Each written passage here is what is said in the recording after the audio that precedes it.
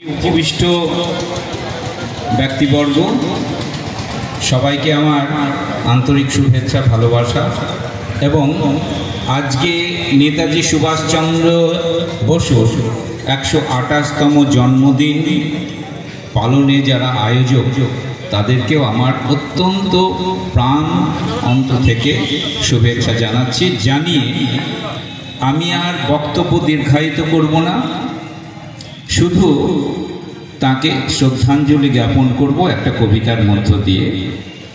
তার আগে দু চারটে কথা। নেতাজি সুভাষচন্দ্র বোসের সমগ্র জীবন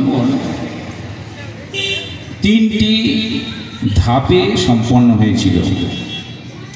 প্রথম ধাপ হচ্ছে শিক্ষা জীবন, দ্বিতীয় ধাপ একটা ছোট্ট ধাপ, সেটা হচ্ছে কর্মজীবন, চাকরি জীবন, তৃতীয় ধাপ হচ্ছে সংগ্রাম জীবন,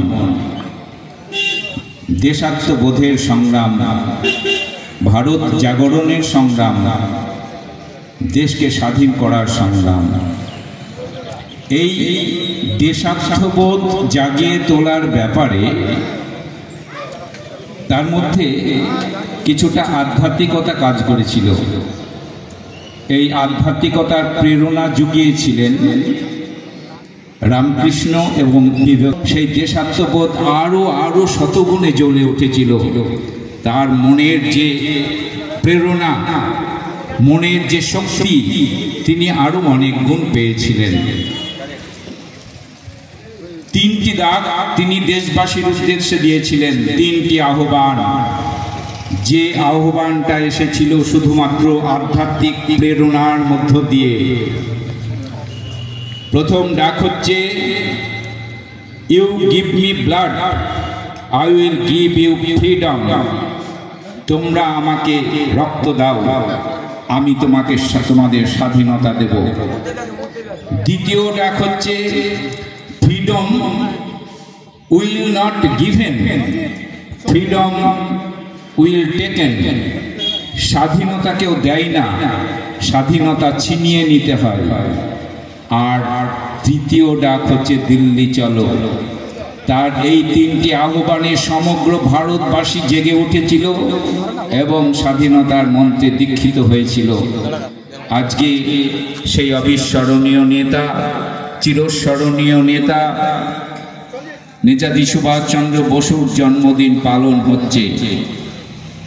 আজকের এই দিনটিতে তাকে শ্রদ্ধা জানানোর জন্য, তাকে সম্মানিত করবার জন্য আমি আমার নিজের লেখা একটা কবিতা দিয়ে তাকে শ্রদ্ধাঞ্জলি জ্ঞাপন করব।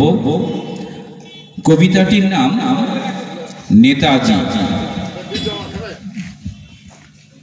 নেতাজি মানে আপসহীন সংগ্রামের মুক্ত প্রতীক। নেতাজি মানে স্বদেশের মুক্তিযুদ্ধের বীর সৈনিক। নেতাজি মানে ভারতের মুক্তিপথের দিশারি।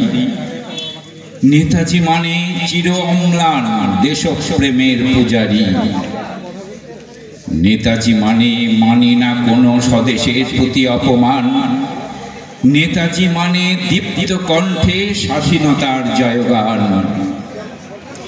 নেতাজি মানে সহে না কোনো দুর্বলের প্রতি অবিচার।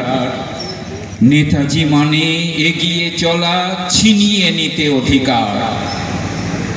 নেতাজি মানে চির নির্ভীক, চির উন্নতশীল।